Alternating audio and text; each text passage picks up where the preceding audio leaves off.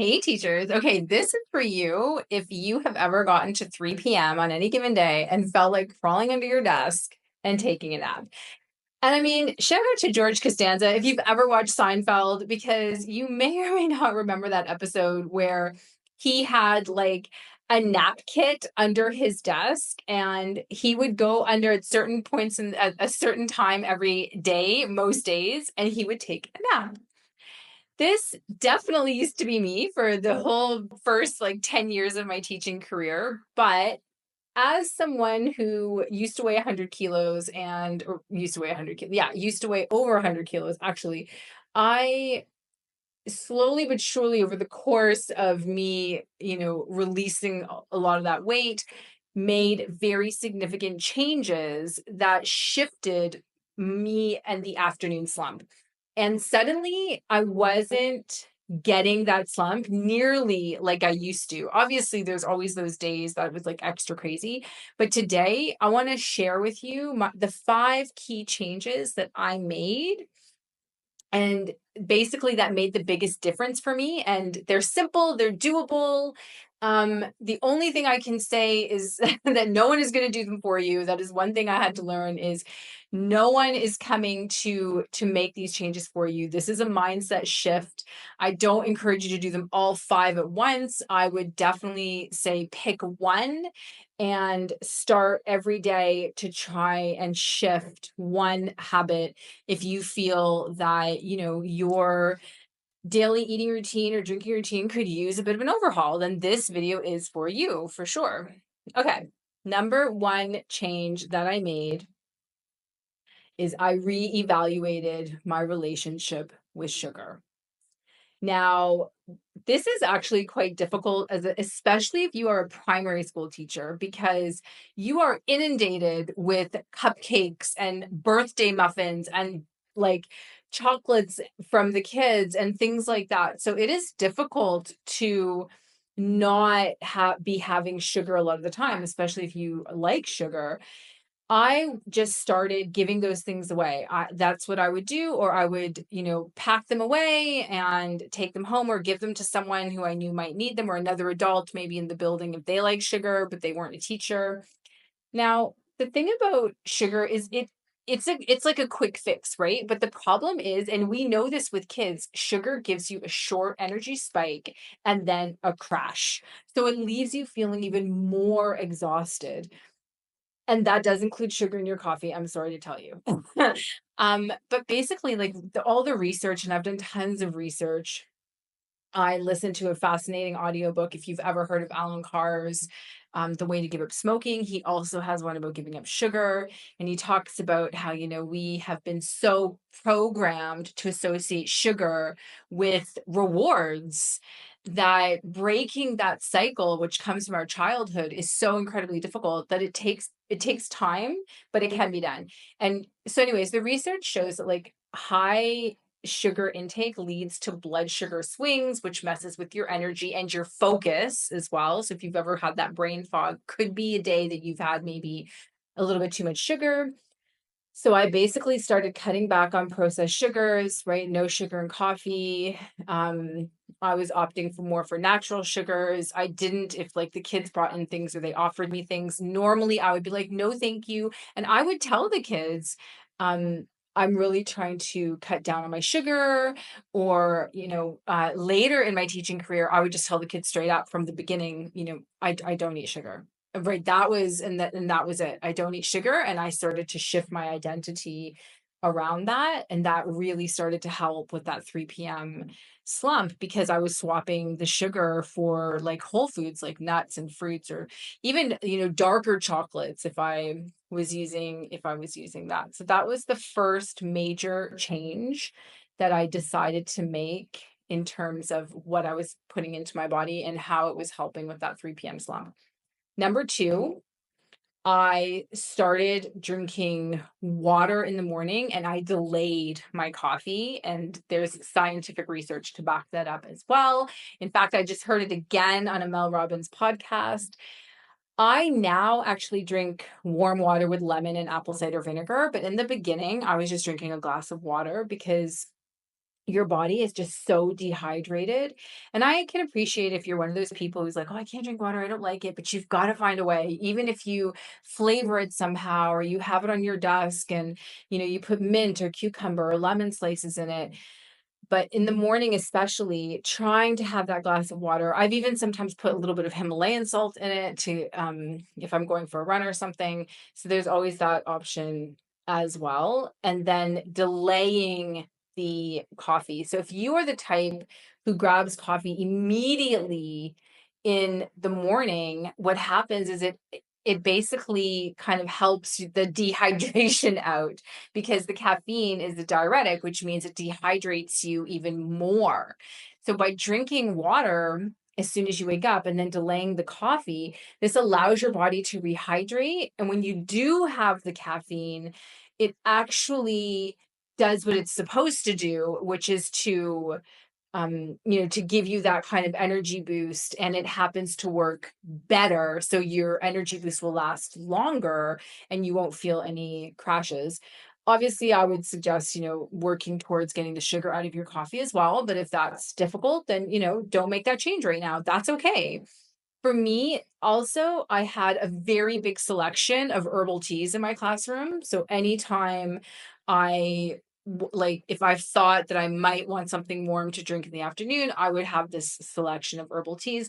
A lot of them didn't have caffeine, some of them did, if I needed that caffeine boost, like green tea or something. But I just want to kind of, express that it made a big difference in the afternoon slump.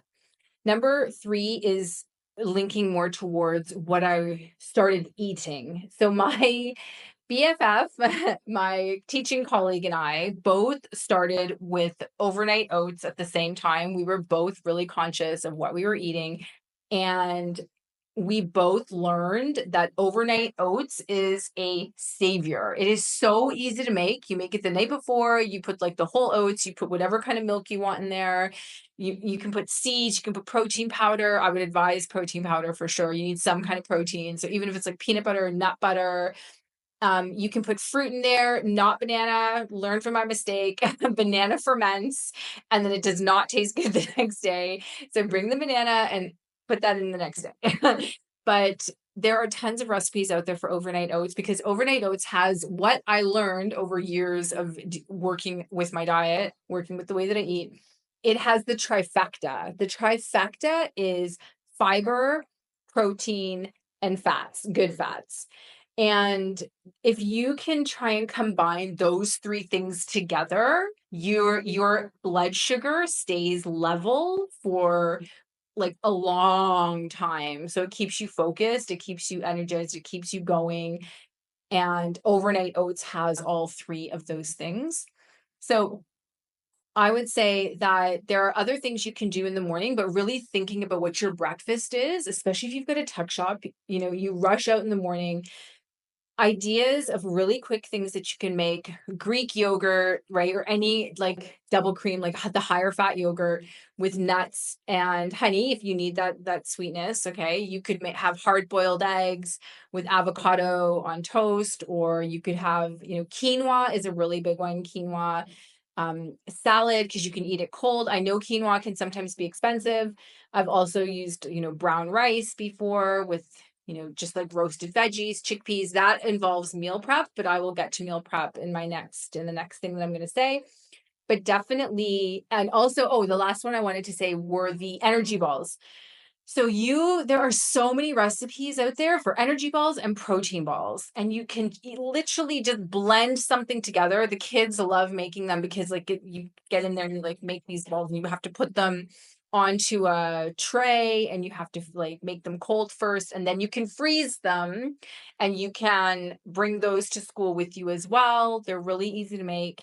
But definitely looking at, if you want to make your your energy levels and your focus a priority, looking at what you're eating during the day is extremely important. And these are just tips that I can give you on how you can make that easier. Also, scrambled egg wraps.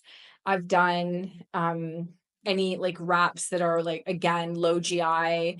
Low GI is like low glycemic index. They don't spike your sugar. There's foods that don't spike your sugar quickly, your insulin, and they help to regulate your sugar throughout like a longer period of time. So definitely something to think about. Next, meal prep. Now, meal prep is a savior if you are running out the door like on a wing and a prayer with, maybe half of a protein bar that you found at the bottom of your purse or something.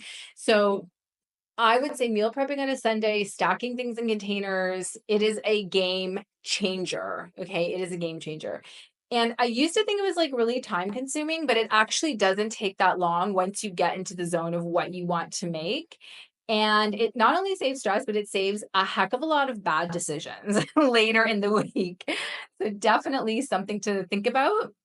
Okay, my go-to prep ideas when I was teaching: roasted veggies, grilled chicken, all things I could eat cold.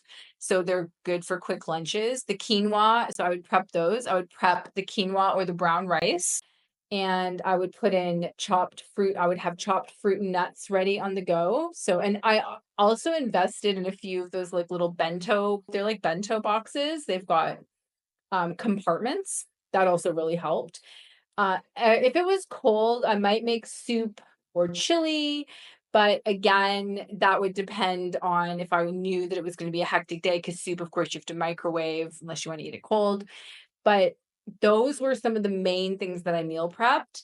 And again, you can look for meal prep ideas online, and you can find a lot of ideas that will work for you, things that you like, that you would be able to, to do. And it makes a massive difference, especially if you've got, a partner, you've got kids, like it helps to put their lunches together as well. And it's way better than the vending machine, or than, some other quick fix that you're going to go with, or the tuck shop. If you have had tuck shops like me, either they're expensive or they don't have a lot of really healthy diet information, healthy choices, let's say. And number 5, I just wanted to put this in because this is not a food thing that I changed, but it's making myself a priority with my mindset diet, right? It was making, once I got to the afternoon, it wasn't focusing on every crazy thing that had gone wrong that day. It was doing my, my EFT tapping. It was doing my deep breathing. It was doing some stretching. It was listening to music. It was, focusing on the best parts of the morning so far. And it was being, productive at that moment, and not being like, okay, how can I just not do anything right now, right? It was actually getting into my mind, because prioritizing myself when teaching was so exhausting. You have to recharge yourself or you're going to burn out. So I did a little mindset diet, and it was just those small habits. So I would do like a variety. I would do the deep breathing, like with the tapping. You can always look up different things to say during EFT tapping. There are many, many, many many different mantras that you can use while you are tapping to help. I would take short breaks. And like I said, I listen to music. I would love to put on like my favorite music and be like, okay, this is what I'm going to get done. What's the priority? I have a really good friend who she puts on like the noise canceling headphones, and everybody knows that if she has those headphones on, it better be an emergency if you're going to come and interrupt her, because she is in the zone. So we can make those small changes for ourselves, right? And there you have it. 5 simple changes. This is what helped me beat the afternoon slump. Like I said, some days were not always amazing, but I did my best every day, and I didn't let what happened yesterday dictate what was going to happen today. I was like, today is a new day every day. I would love to know, what are your tips for avoiding the afternoon slump? I would love you put it in the comments, or, let me DM me. What tip are you excited to maybe try if you want? And of course, like and subscribe. I'm always here for teachers, putting out content that where I, either interview people who are in the education space, trying to make things better for people out there. So, and if of course you want to be on my podcast, let me know. But otherwise, I just hope that you go out there tomorrow, conquer your day, if you do wind up making some of these changes and find that it's working for you like it worked for me, I would also love to hear that. Yeah, like as a mindset coach for teachers, often we look at this exact thing and a lot of my clients have reported that it really helps. All right, sending everyone so much love. I hope you have an amazing day. You're doing a great job.